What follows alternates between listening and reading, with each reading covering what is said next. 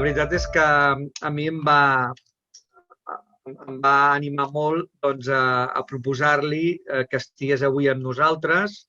Amb la Guilo ho vam veure així. El Fernando és nascut a Tavernes de Valldigna, a València, amb orígens gallecs. És catedràtic d'Història i historiador. Ha dedicat gran part de la seva vida a la docència, sobretot a l'Institut Joan Boscà de Barcelona i a la investigació històrica. Ha publicat llibres relacionats amb l'exili. Potser el més destacat és Geografia de Belpaz, que està també juntament fet amb la historiadora Maria Antònia Ferrer, i és també especialista en Albert Camus i en George Orwell. I res més. En tot cas, deixem que el Fernando ens il·lustri. Bona tarda.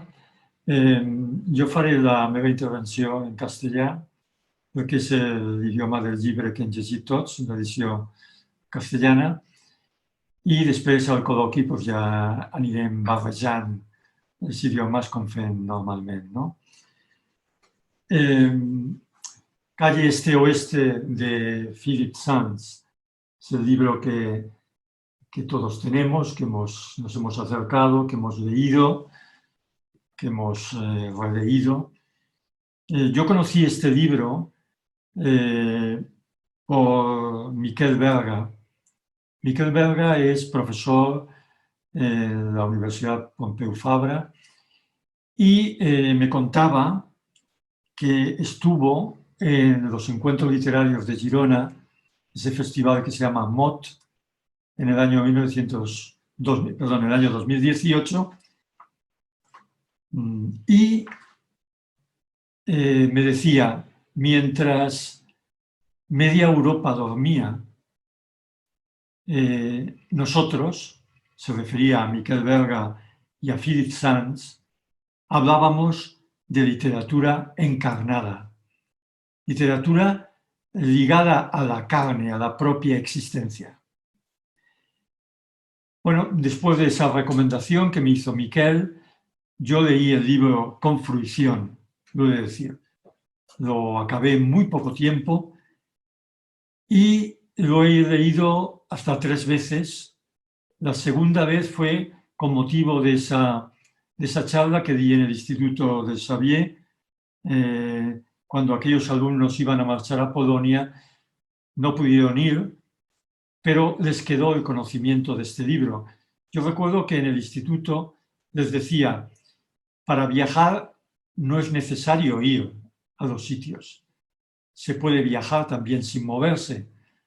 Y citaba a otro Sands, mejor dicho, Sand, citaba a la escritora francesa que pasó un infernal invierno en Mallorca y que en el prólogo de su libro les decía cómo envidio a aquellos lectores que en su casa, tranquilamente, con calefacción, pueden viajar a través de los libros.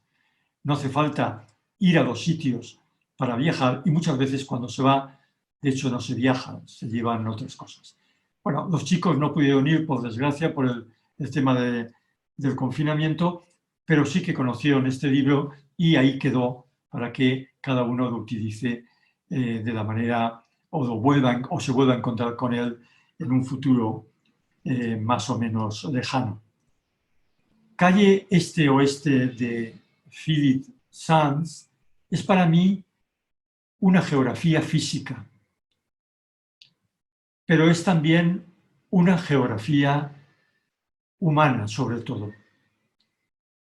Es a la vez una investigación con el rigor del derecho penal, al que corresponde o con el que se relaciona el autor, porque Philip Sands es abogado, penalista, como sabéis, ha estado en tribunales internacionales, estuvo en la causa contra Pinochet, en la causa del Tribunal Internacional de La Haya sobre los hechos de Ruanda, Yugoslavia, etc.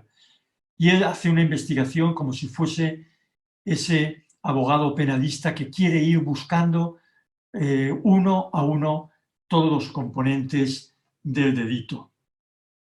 Pero también es una investigación sobre sus propios orígenes, cómo él se acerca al personaje de su abuelo, que no ha dicho nada, como tantísimos no han dicho nada o no nos dijeron nada. Porque en el caso español, en el caso de España, tuvimos, los que nacimos en los años 40, tuvimos un inmenso silencio. Un inmenso silencio. Tantas veces luego hemos dicho, qué lástima que no hubiésemos preguntado, o que luego mucho más tarde ya nos hemos atrevido a preguntar.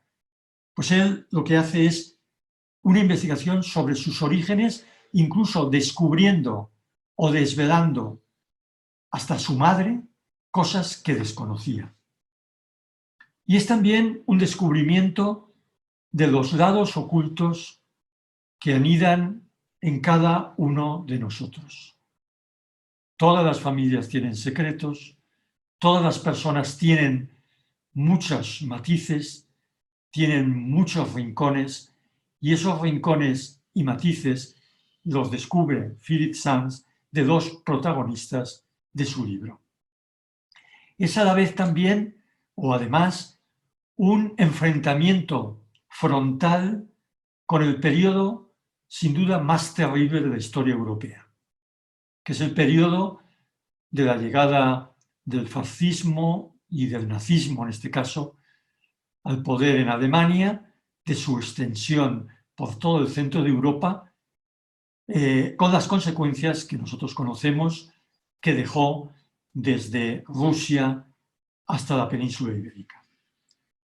Y además es un ejercicio dialéctico sobre la justicia internacional necesaria, justicia internacional que no existía hasta el desenlace de la Segunda Guerra Mundial y que, además de las muchas acusaciones y de los muchos debates y documentos, y etcétera, que se hicieron en medio de aquel famoso Tribunal Militar Internacional, hubo dos acusaciones novedosas: crímenes contra la humanidad, genocidio.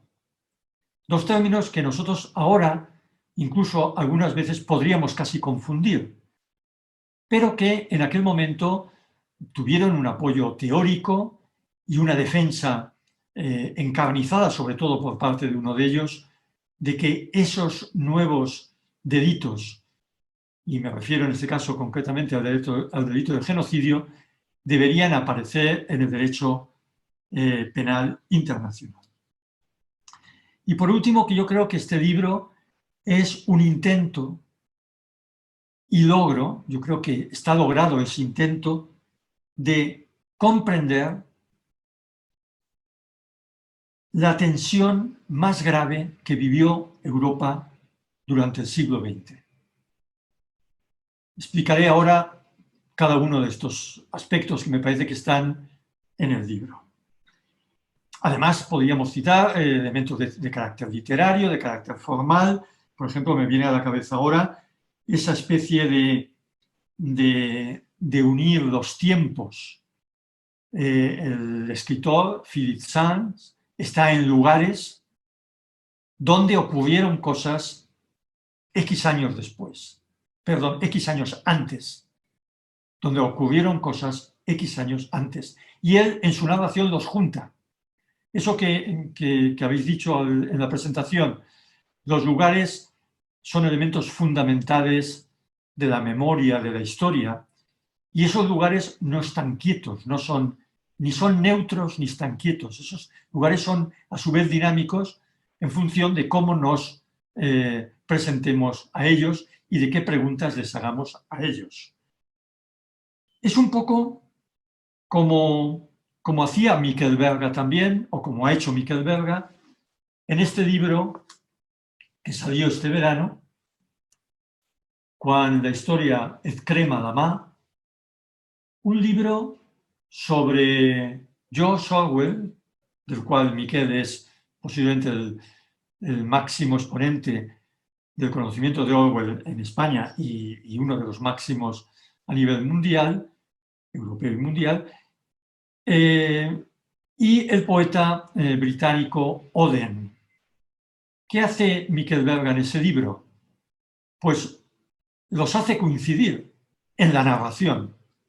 Ellos no coincidieron, pero en el momento en que a Orwell lo hirieron en el frente de Aragón y tuvo que ser trasladado a través de una especie de rosario de ambulancias y de hospitales hasta Barcelona, en ese momento Auden llegaba o escribía, llegaba a un poema que se llama Spain, por cierto, que es un poema clave digamos, en la poética antifascista, pero con montones de problemas, como luego el propio Auden reconoció. Es decir, ese juntar los tiempos literariamente hablando. Eso es un recurso del autor, en este caso estoy citando a Miquel Berga, y es un recurso del autor, de Philip Sands, cuando nos hace coincidir los tiempos en un mismo lugar. También el componente casi cinematográfico. Yo creo que el libro está narrado con un montón de flashbacks. Empieza en la actualidad, se va al año 45, de pronto se va a principios de siglo, vuelve a París, está haciendo un montón de saltos que nos recuerda el método cinematográfico de narración. Todo esto posiblemente luego en el coloquio podríamos hablar. A ver, una geografía física. Antes Xavier ha citado que yo desplegué delante de los alumnos de segundo bachillerato del instituto, desplegué un mapa.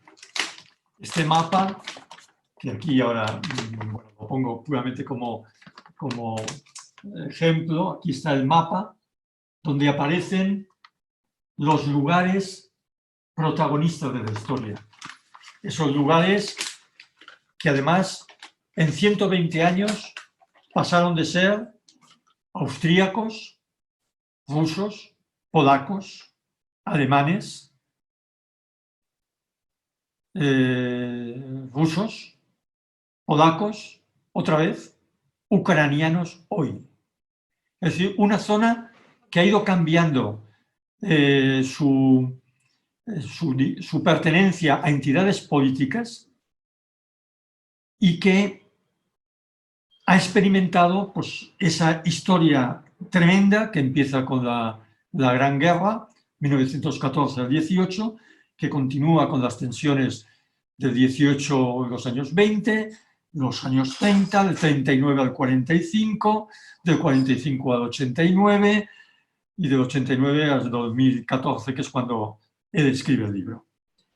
Y se centra en dos ciudades, Lemberg, es decir, Lvov, es decir, Lvov, es decir, Lviv, porque son los nombres de la misma ciudad cambiando según sea el territorio administrativo político al que pertenece. En el fondo, Leópolis, la ciudad de los leones. Lemberg, Lviv. Lviv es el nombre actual, es el nombre ucraniano, porque en este momento la zona está integrada en Ucrania. La otra ciudad es Zolkiev. Bueno, creo que se pronuncia Julkiev, pero que se llamó Nestorov durante el dominio soviético, Zobkova en la actualidad en el territorio ucraniano al que pertenece. Es una cosa realmente sorprendente. Las ciudades de Lviv y Zobkova están intactas. Hubo destrucciones, concretamente las sinagogas. Las sinagogas se conservan en ruinas, quemadas, ya en los disturbios de los años 20 y luego, sobre todo, con el dominio nazi, pero todavía están en ruinas, testimonio de una historia determinada, pero las ciudades están intactas. Pero la pregunta es, ¿quién vive allí? ¿Quién vivía allí y quién vive ahí? Porque lo que se ha producido sobre esas dos ciudades, y esas dos ciudades son ejemplo de prácticamente toda Polonia, Bielorrusia y gran parte de Ucrania, es que la población original, caracterizada por la multietnia, la multiculturalidad, la pluralidad de religiones y de lenguas, ha desaparecido. Hoy en día, Lviv es una ciudad profundamente ucraniana, en donde no quedan judíos y los polacos emigraron. Es decir, ha habido como eso que hemos oído tantas veces de las limpiezas étnicas y tal. Esas dos ciudades, ahí están las ciudades intactas, pero con un cambio de su población. Otras ciudades que aparecen es Białystok o Volkowisk o Cracovia, Viena, estas son más fáciles, Varsovia, Múnich, Berlín, París, Londres, Cambridge, Nuremberg. Porque todas estas historias, Philip Sands las hace confluir en Nuremberg.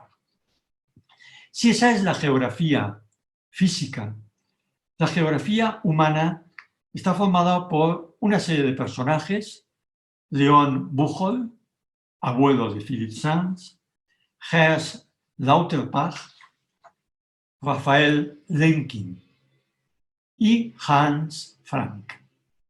Esos son los 4 grandes personajes de la historia. Luego hay que añadir la señorita Tilney de Norwich, el hombre de la pajarita que se llamaba Emil, acordaros, Max o Maki y Sascha, Otto von Werchter, Niklas Frank, Gers von Werchter. Hay más personajes, pero fundamentalmente la historia gravita en torno de estos. Tanto la familia de Leon Buchholz como de Lauterpacht son familias muy extensas.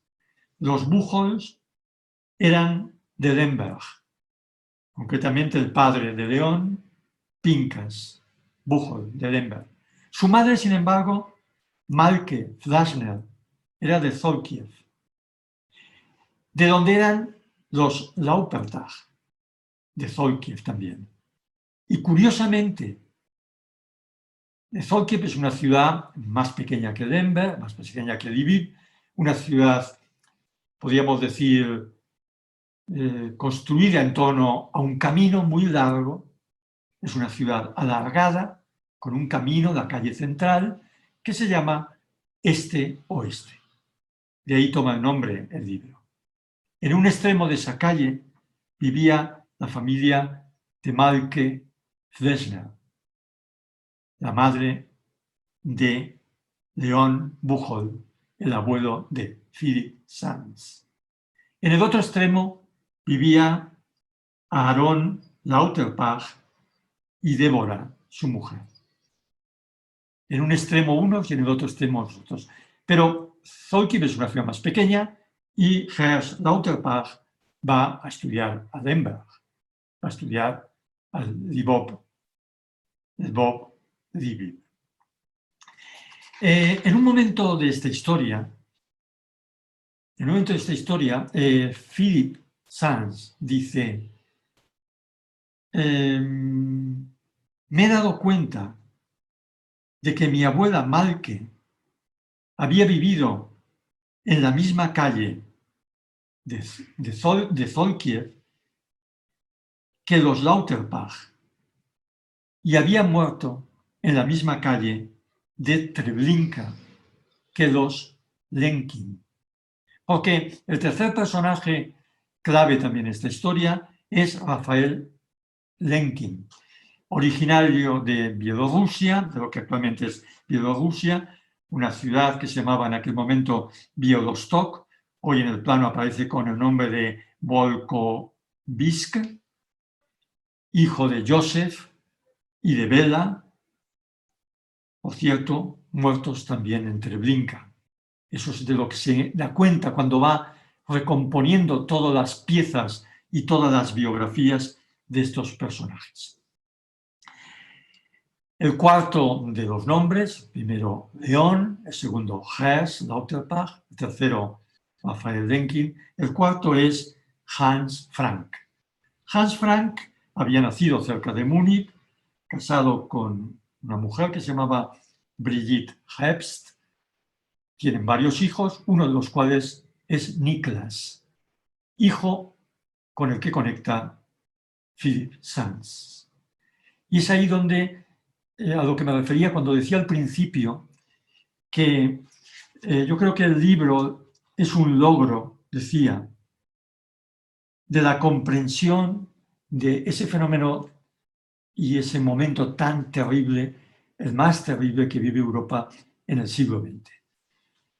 Porque Niklas es el hijo de Frank, y Frank, el abogado nazi, defensor de Hitler en alguno de sus procesos, que llega a Viena poco antes del Anschluss, de la anexión por parte de Alemania, teórico del derecho, que llegó a convocar incluso un congreso internacional en Berlín de Derecho Internacional, es nombrado por las autoridades nazis, por Hitler, como gobernador de la zona ocupada del este, es decir, la mayor parte de lo que hoy llamamos Polonia y una parte de Hungría. Por cierto, que esa zona se le dejó de llamar Polonia, se le dejó de llamar Hungría, se le llamó el gobierno general.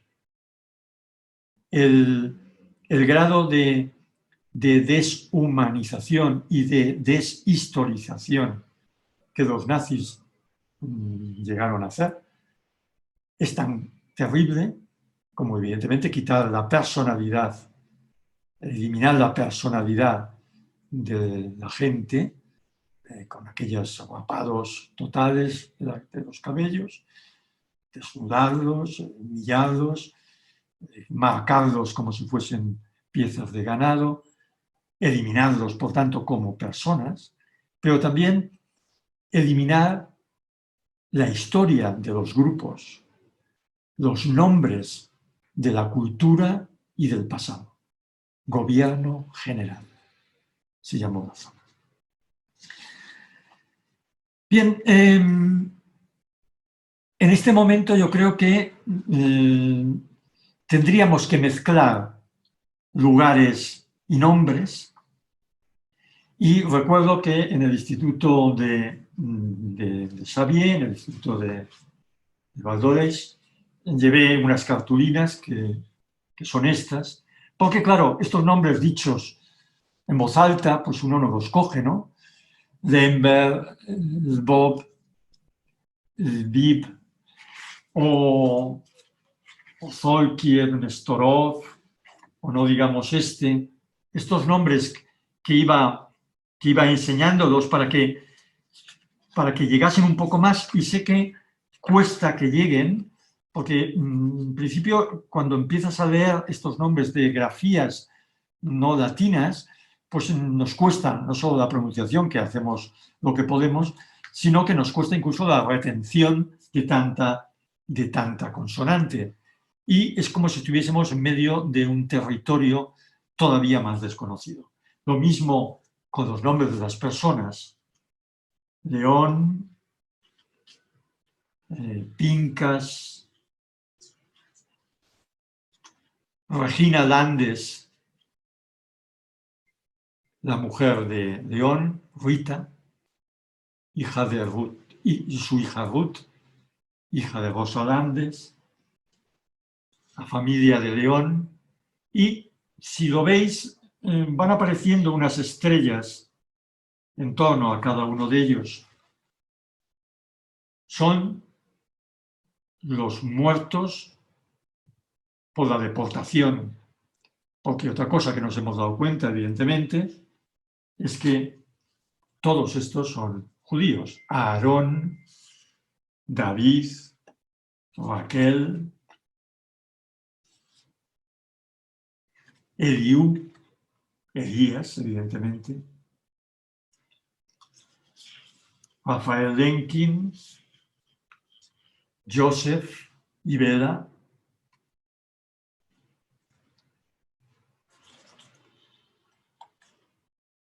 Pero os decía antes que además de estos nombres hay otros que aparecen en el libro y que resultan sorprendentes, y sobre todo la sorpresa es porque quien descubre quiénes son, qué hicieron y qué papel juegan en esta historia es el propio autor, es el Philip Sands. Esta señorita Tilney, que fue la encargada de llevar a la madre de Philip, a Ruth, desde Viena a París, en una historia que no acabamos de entender porque su madre se queda en Viena, Rita se queda en Viena, la niña de pocos meses es llevada por una persona que luego sabemos que es una especie de misionera, o este otro, Max Mackey, amigo íntimo de León, del cual poseemos algunas fotografías que nos ha pasado, que están reproducidas en el libro, o este enigmático hombre de la pajarita llamado Emil Lindenfeld.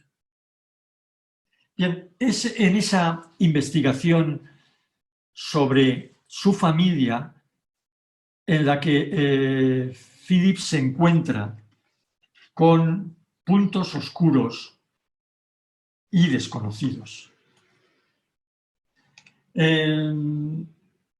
Las fotografías de todos estos personajes, Laupertag o León, aparecen en el libro. Hoy en día se pueden encontrar en Internet. Rafael Lemkin,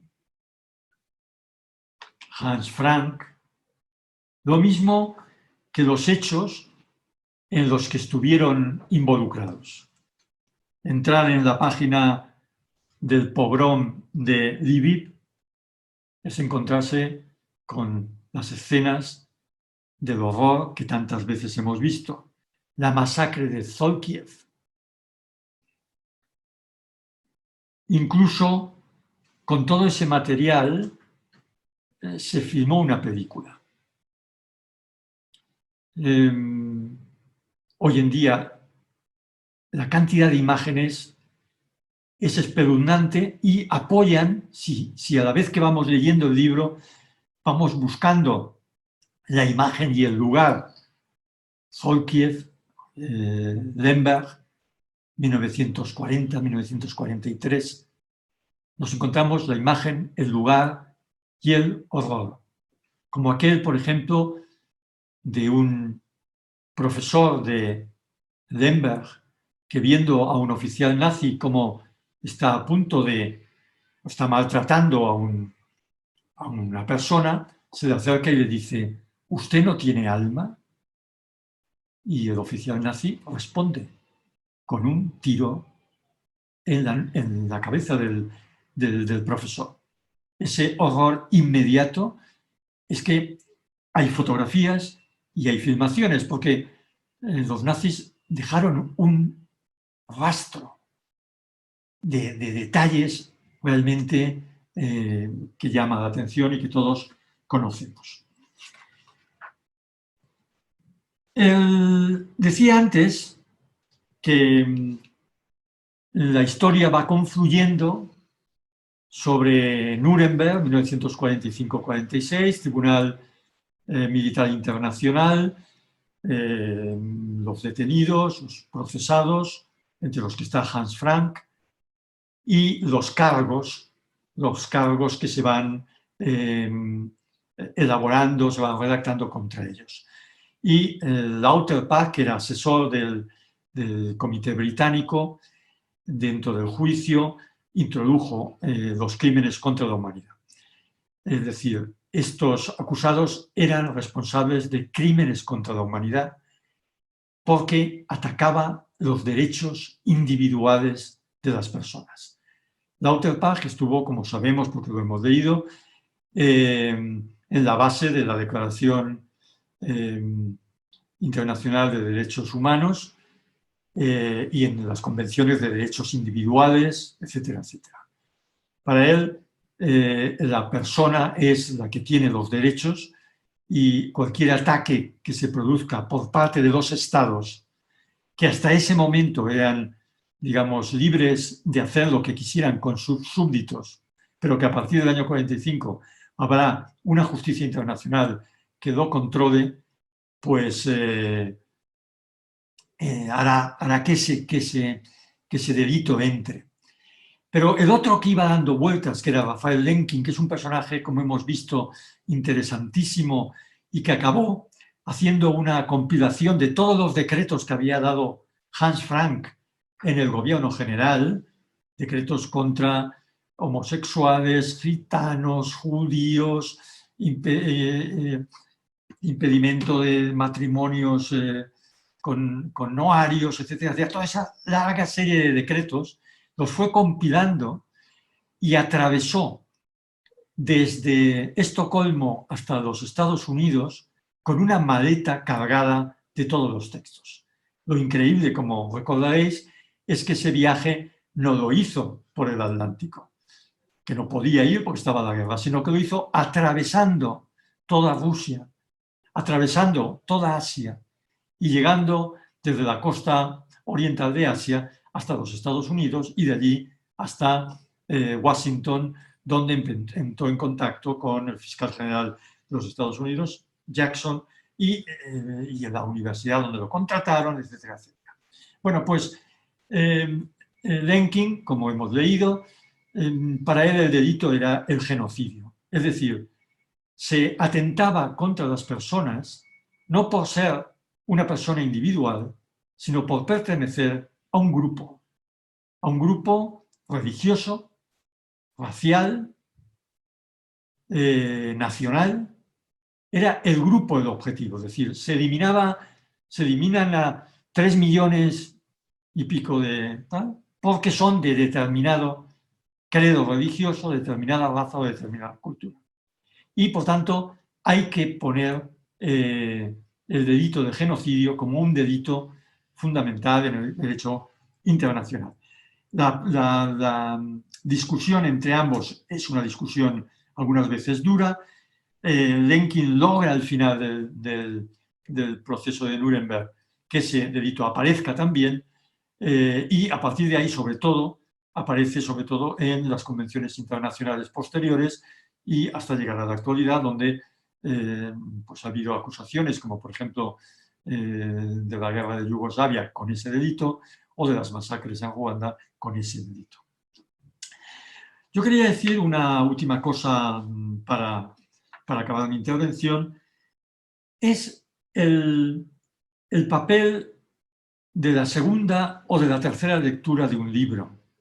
En la primera lectura uno queda fascinado, se deja llevar, se entera, y sobre todo en un libro como este, tan complejo, yo creo que incluso complejo por los nombres, pues bueno, al final, bien, uno tiene la idea general, pero ya no me preguntes más detalles porque me he olvidado de los nombres y casi de los personajes que aparecen, salvo los fundamentales. En la segunda lectura te das cuenta de cosas que en la primera habían pasado desapercibidas. Por ejemplo, lo que me pasó, o nos pasó cuando lo veíamos con una amiga también, con este libro, Mi el Bob, de Joseph Bitlin, que es un libro que se publica en los años 30, en donde se cuenta cómo era Lemberg, cómo era el Bob, antes de que llegase el desastre. Esa ciudad multiétnica, pluricultural, plurireligiosa, esa ciudad en donde con una tensión sorda y mantenida, porque las relaciones entre los grupos sociales, sobre todo si son diferentes, no es ni muchísimo menos fácil, pero manteniendo la diversidad. El Bob desapareció. Hoy en día no existe. Con este libro evocamos lo que fue, Pero hoy en día la ciudad tiene los mismos edificios, pero no tiene la misma población. Pero en la tercera lectura, que ha sido la de estas últimas semanas, me he encontrado con una cosa que resulta cuanto menos sorprendente. Es esta guía que cita, que en la primera lectura ni me di cuenta, en la segunda tampoco, pero que en la tercera me llamó la atención. Hans Frank, como gobernador del gobierno general, es decir, de las zonas del este ocupadas, las zonas del este del Reich ocupadas, es decir, fundamentalmente lo que es actualmente Polonia, encargó a la Casa Baedeker, que tiene una sucursal también en Alemania, concretamente en Leipzig, le encargó que hiciera una guía turística. Esta guía se publicó en el año 1943. En el año 1943. Y tiene una entrada del propio Hans Frank, el que luego sería acusado en Nuremberg de crímenes contra la humanidad, responsable de genocidio y condenado a muerte y ejecutado. Es una guía turística. Es para hacer turismo por esa zona con planos de ciudades como Cracovia, con horarios de monumentos, con hoteles, en donde Auschwitz no es más que una encrucijada en el camino hacia Varsovia. En ese momento, 1943, los campos de exterminio de Treblinka, Belzec, Auschwitz, evidente, Janowska, en la misma ciudad de Lemberg, de Lvov, están a pleno rendimiento. El cinismo es tal que se hace una guía turística para que se hagan recorridos turísticos. Eso me produjo una tremenda sorpresa y una reflexión sobre el cinismo y la maldad que eso implica. La otra cosa que me llama la atención en esta tercera lectura fue que hay una película que se llama The Nazi Legacy, What Our Fathers Did, el legado nazi, ¿por qué murieron nuestros padres?, que filmó o que dirigió el propio Philip Sands, junto con Niklas Frank, el hijo de Hans, y Horst von Bacher, el hijo del que había sido el gobernador nazi de la zona de la Galicia, actualmente en Ucrania. Bueno, esa película que vi hace 4 días, que está en internet, es la que te pone la imagen de los lugares de esa memoria que ha reconstruido Philip Sands.